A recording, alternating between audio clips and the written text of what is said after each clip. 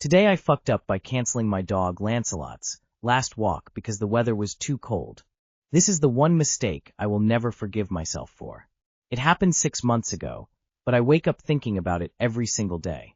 My dog Lancelot was a golden retriever, my absolute best friend for 14 years. In his last year, he grew weaker, but his eyes still lit up whenever I grabbed his leash. On Sunday evening, we were supposed to do his regular loop around the park. But the weather was miserable, a cold, biting wind and a steady drizzle. I looked at Lancelot, who was already struggling on his feet, and decided I would be doing him a favor. I thought, why make him suffer in that damp air?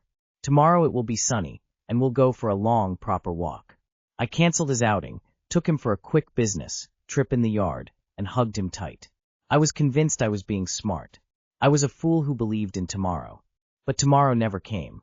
On Monday morning, his condition drastically worsened, and he couldn't even stand up. We rushed to the vet, and I already knew the verdict. At the clinic, holding him as he passed, I couldn't think of anything but that miserable evening. My screw-up isn't that he died. That was his illness. My today I fucked up is that I robbed him of the final chance to feel the grass under his paws and one last opportunity to smell the world. I was too logical and too cowardly to take him on that farewell walk. Now I come home to an empty apartment. I can still smell him on the old couch. And I will never stop regretting not putting on that damn raincoat and giving him those final 15 minutes. Too long did not read. My 14-year-old dog, Lancelot, had less than a day left to live, and I canceled his last walk because of cold weather, thinking tomorrow would be better. Tomorrow never came. I can't forgive myself for missing that final chance to say a proper goodbye. I get what you're saying here, and I know this probably won't help much, but there's a strong argument to be made that it was better to have his final walk be a more enjoyable one rather than a miserably cold and wet experience. This isn't a fuck-up. You gave him a wonderful life, and were there with him to the very end. The thousands of walks you had together were enough for him, and so was your love. And if you had taken him for the walk, you might be sitting here thinking how the cold and difficult weather might have been just enough to push him over the edge when you lost him the following day. A lot of times in life there isn't a right choice, but you still have to make them. I'm sorry for your loss. But remember, Lancelot had lots of fun walks with you, and if he was on his last legs, staying in was the right thing to do. Imagine the flip side. Your dog was feeling a little rough, and you took him out for a walk despite the nasty weather. And then he took a turn for the worse. You would be on here feeling just as guilty, wondering if you hastened his demise. He had a nice last night in with you, full of snuggles, and now he's off to have unlimited walks across the Rainbow Bridge. P.S. Lancelot is a great name, and I bet was an amazing dog, Redheart. This is not a fuck-up. Do a quarter turn to the right, and remember the thousands of walks you did give Lancelot. Did you not give him an enjoyable, great life full of love and earthly doggy pleasures? I'm truly sorry for your loss. I didn't want to tell you guys this. I still can't hold back the tears when I think about that day.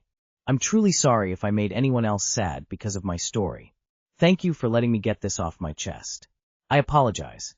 Today I fucked up by calling someone's parents' death annoying. Yesterday and today, multiple friends of mine had some bad news. Friend number 1 just heard her sister-in-law has terminal brain cancer. So I had been listening to her and consoling her all afternoon yesterday. Friend number 2 just heard her IVF per se isn't going as well as they hoped, making chances of pregnancy slim. So of course, I've been trying to be there for her as well. Friend number 3 just called today. He just lost his father, so of course, I also wanted to be there for him. But instead of saying, sorry for your loss. How terrible. I actually said sorry for your loss. How annoying. Annoying? I actually said annoying? Oh my God, I did not mean that. I didn't even think it. I backtracked, said I didn't mean it, said I meant to say terrible. He took it well. He just continued his story, and I listened without making any more dumb mistakes. But 2 hours later, I am still cringing at myself. Oh geez, so annoying that your dad just died on you. Like, come on. Just strike me down right now, thanks. TLDR, I misspoke and called someone's passing annoying like a frickin' sociopath. Edit. There's more response than I anticipated. Thank you all for your encouraging words. It's been a couple of days since my slip-up, and the cringe has subsided a lot. The friend and I are doing fine. I can kind of chuckle at it now, but I sure hope it doesn't ever happen again in a sensitive situation like that. LOL. The classic Freudian slip. You did what you could to apologize. I really don't think a normal, not a sociopath, person would ever think you actually meant to say that. Plus they have a lot more in their mind. I'm sure it will be forgotten by them. The fact you're cringing this hard proves you're the opposite of a sociopath. We've all had that "why did my mouth say that" moment. You're a good friend who had a linguistic glitch.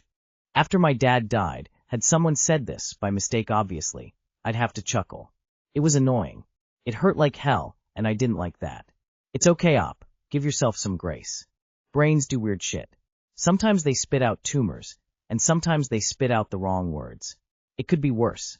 I mean, I'd be pretty annoyed if my family member died. Probably one of the most inconvenient/unfun things that can happen. I wouldn't overthink it if I were you. To be fair, it is quite annoying to have your parent die. I'm still mad at my mom for kicking the bucket. Today I fucked up by locking my poor cat in my office while I was at work. So I, 27 male, live alone with my two awesome cats, Bev and Bibble. I work long, 24-hour shifts for municipal fire department, so when I go to work, I'm gone for at least a full day. For this reason, I opted to have cats as pets since they're independent and fairly self-sufficient, especially with automatic feeders and waterers to keep them taken care of. Well, I have a relatively small house that the kitties have free range of for the most part. The only exception is my office that has my work desk, computer, etc. in. I normally leave that closed when I'm not in there, since they like to crawl around my computer and rub against the connections and wires. When I'm in there with them, it's no big deal to keep them at bay, but I don't want them in there when I can't monitor them. So, yesterday morning, I was getting ready to leave for work. Filled up the cat's feeder and waterer and both were eating away, said my goodbyes and walked out to my car. I realized I left my good phone charger in my office. So, I ran back in quickly to grab it. It was still fairly dark on the house, but I didn't turn any lights on since I know my space well enough to not need it. Well, unfortunately, my sweet Bibble, who is 80% black with a white belly, must have followed me into my office, and I didn't realize it. When I got home this morning, I was only greeted by Bev.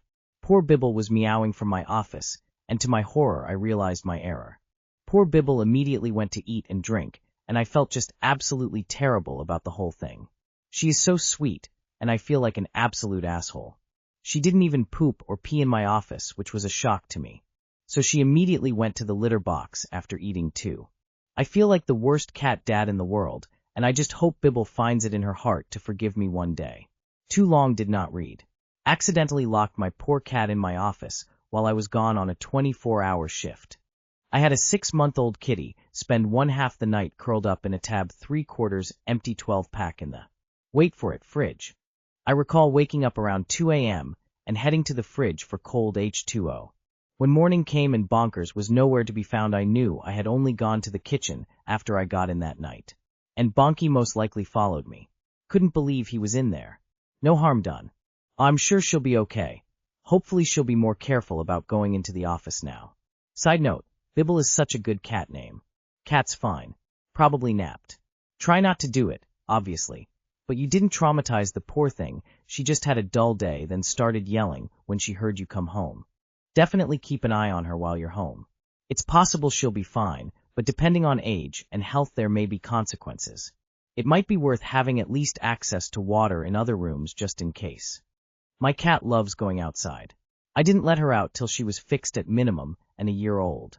One night couldn't find her, but I know she came back in. I went looking for her, but nothing. Next morning nothing either, so I called out of work to find her. She was under my shed, like 10 minutes after I would have left I saw her. So my mom cut her work day short to work on getting her out, because it was her first night outside alone by accident, so I could work. Cat immediately ran to use the litter box when she was in. It never occurred to her to go to the bathroom outside. It's funny how when they're trapped or scared they don't even think to just go.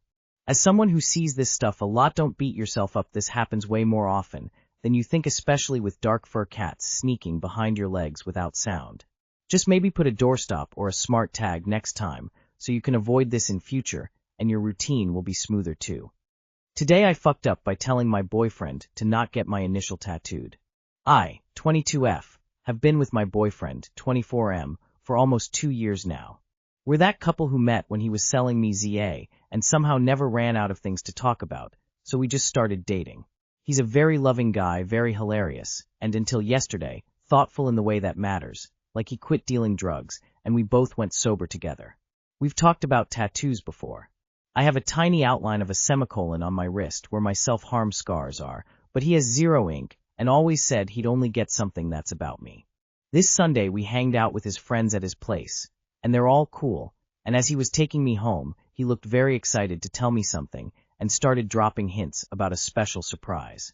Nothing huge, just something permanent to show you're my person. I laughed it off because, hello, we're 22 and 24, permanent feels like a big word to me. Then he went on and on about how me giving him my virginity made him very sure that I can never forget him, so he wants to show me how serious he is about me. Before he dropped me off, he took out his phone and opened a chat with a tattoo artist where he sent the artist different pictures of tattoo inspos of my initial. I was so shocked but acted excited and went like, "None of those look good though, I'll send you my own choice from Pinterest, okay?" And he got even more excited, and I went inside my house and just stared at the wall for an hour because I'm just not sure about this guy, I swear. Anyway, today he grabs my hand and goes, "I booked it. Tomorrow. Your initial, right here." He taps the inside of his forearm like it's already done. My stomach drops. Look, I'm not anti-tattoo. I'm anti-my initial on someone else's body when we haven't even talked about moving in together. I tried to play it cool. So I was like, maybe we should wait for that. He was so shocked. His smile disappeared and he asked me later on, "Baby, are you not sure about me?" And I said, "I am. This is just too much for now." And it led to a mini argument, but he's just distant now. Too long did not read. I told my boyfriend to not get my initial tattoo after pretending to want it for 2 days, and now he's sad and what to do. Feel free to tell him about the superstition that getting your partner's name tattooed is jinxing the relationship. It's widely called the kiss of death. It could be much more around you trying to preserve the relationship, even if mildly superstitious. Yeah, don't do that, please, even if it was his with yours. Only tattoo your family, and even that's questionable. Your kids? Sure, but not ever a partner. If you want to do it after marriage, and even then still that's a fuck no. That's tough being put on the spot like that. I think you did the right thing. Could you offer an alternative for a tattoo of a mutual interest? It will be just as meaningful, and if things don't work out, it won't need a sudden cover-up. Then he went on and on about how me giving him my virginity made him very sure that I can never forget him, so he wants to show me how serious he is about me. Grimacing face, tired face, tired face, tired face, tired face. Tell him you're not as sure about the future as he is, but you're with him now and ask him if that's enough.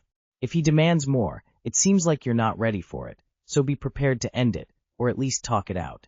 If he's fine, you're fine too.